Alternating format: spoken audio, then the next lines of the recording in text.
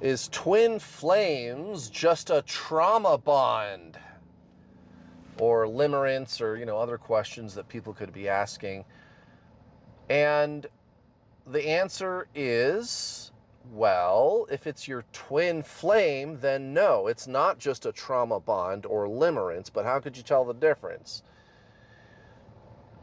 Well, you don't meet somebody, and then, of course, there's the ego death, right? The dark night of the soul. It doesn't stop there, though. There has to be something else after that, and that's where a lot of people stop, right? There's the dark night of the soul, and they go, oh, it's my twin flame. I suffered, so it must be my twin flame. Nope, there has to be a spiritual awakening, including things like Kundalini, leaving your body, feelings of oneness, or a non-dual merging with the divine, the universe, God, unexplained feeling of oneness with everything, psychic ability, which comes true. It's not just the voices in your head. It's like every time I start listing off these paranormal things, I have to explain exactly what those things are too, because the internet has gotten so bad that people make shit up about that too. Okay, psychic ability is not the voices in your head. You're going to experience information through your heart, and it's not an emotion. It's like it's deja vu, kind of. It feels a lot like that, like deja vu. It's this weird, eerie knowing. And you'll be going about your day one day, and it stops you in your tracks. And you're overcome with this powerful deja vu-like feeling, not emotion, but it feels like deja vu, right? You're going to stop in your tracks and you're going to go, whoa, I know this information. But how do I know that? Right, it's coming through the heart. It's coming from your higher self or God. It's not coming from up here. And it's going to either be information that's true for you, information about another person, or something about the future. And it needs to be verifiable. So you could be getting some of this intuition through your heart, and then it's, something's going to happen. You're told something is going to happen, some event, and then it does happen. And this happens multiple times. That way, you're not fucking just making it up like a lot of the people on the internet. And that's why some people think twin flames is just a trauma bond, because there's people that make stuff up about everything. I've asked customers of mine about some of these paranormal experiences, and I go, did you have Kundalini? And they go, yeah. And I go, can you describe it? Because here we go. Yup, I had hot and cold flashes. That's not Kundalini, dude. And that's exactly why I asked, because people always add shit like that. Oh, I had headaches. I had nausea, right?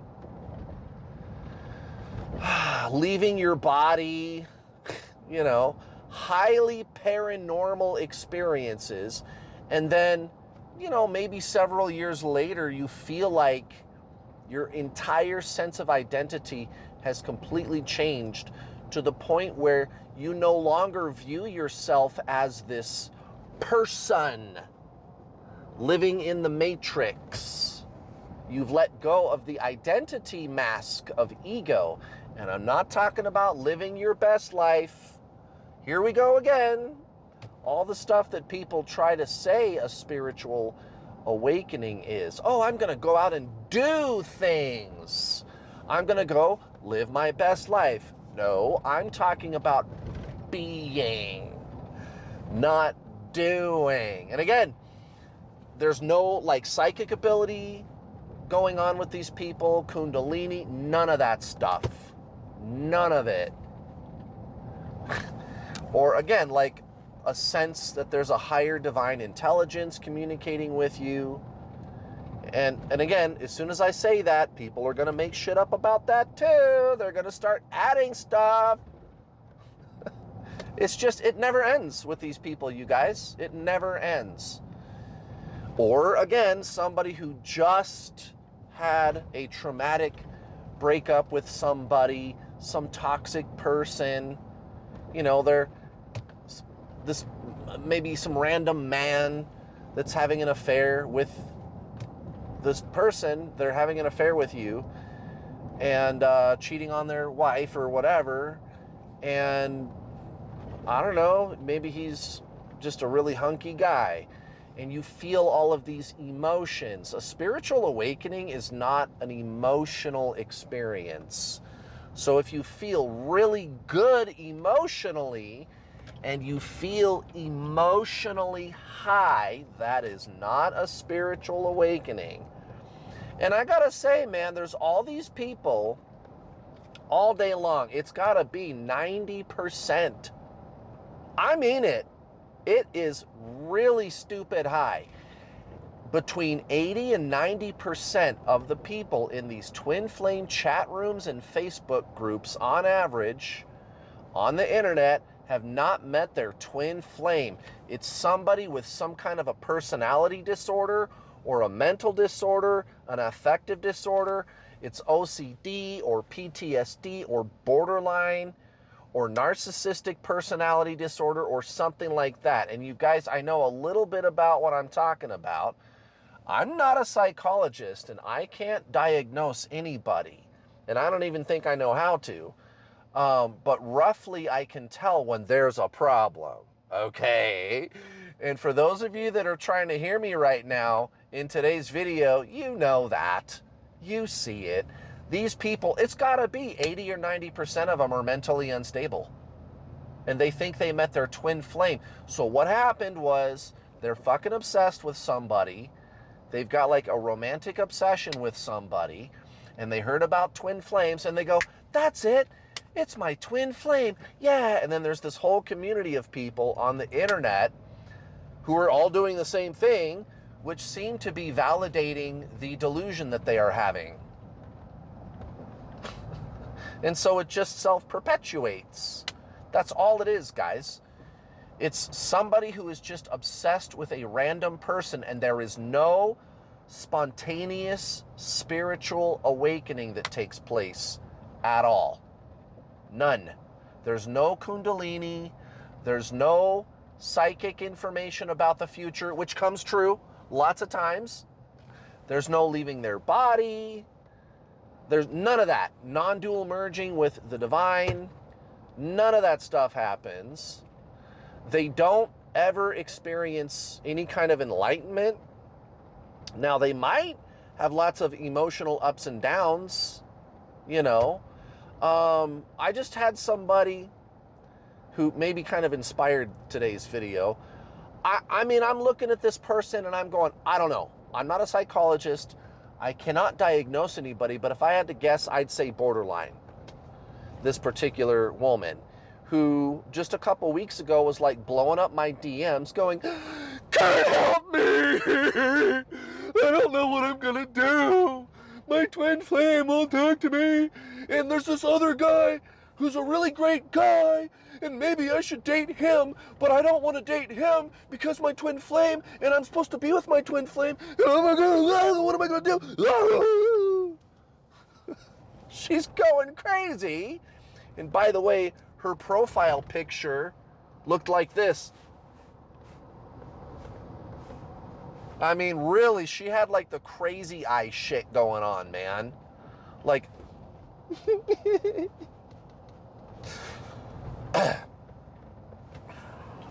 now, next thing that happened was, here it is, about a week later, she's like, "Oh, he's the best, and we're going to be together, and I feel so amazing and so good, and that proves that I'm enlightened."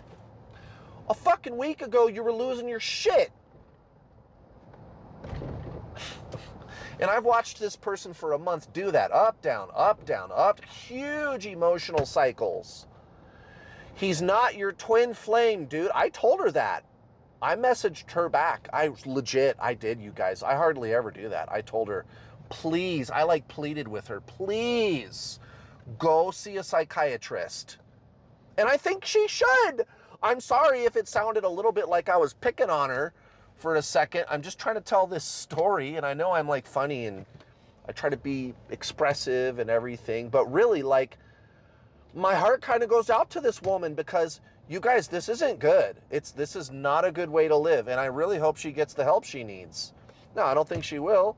She's going to keep, and she was also repeating all the usual, like, twin flame myths, all the fucking bullshit about her twin flame is going to awaken, and, you know, the fucking healing and all the, even just all the fucking new age shit. These people, they're easy to spot, guys. They're easy to spot. They're absolutely inconsolable. You can't talk to them. You try to reason with them. You try to have a rational conversation with them, and they just completely ignore everything that you say and keep going right back in to whatever delusional shit they were saying.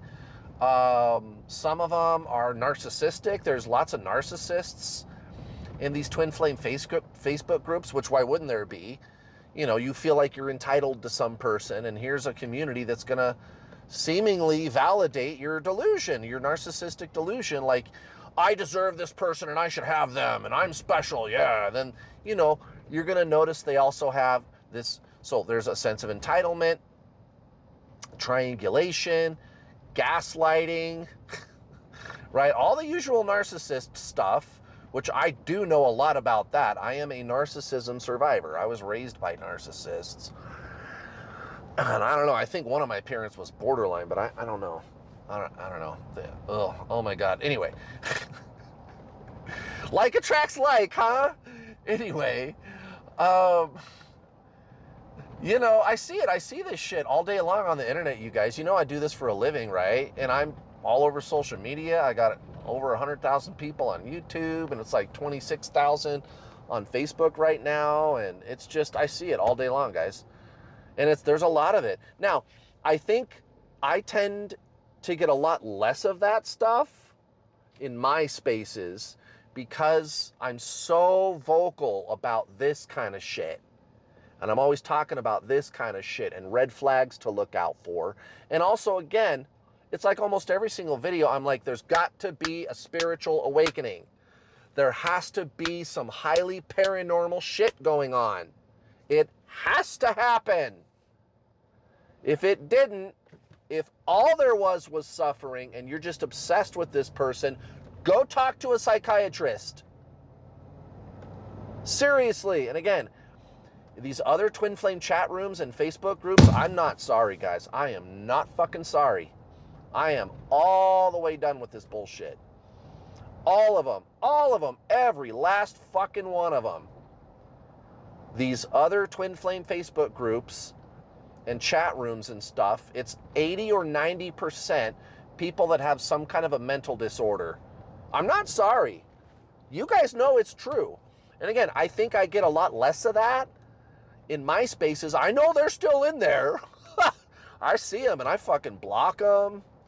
Before I block them, I usually try to talk to them a little bit, like what's going on with this person. And then because usually because you guys know I'm all about the science. I'm all about, okay, let's be rational here. If this twin flame phenomenon is real, then there is a rational way to explain it. And there should be like bullet point list of things that are going to happen to you that are the same for everybody every time. And there is. I've coached over 7,000 twin flames, and you can tell when it's a twin flame, guys. It's not that hard.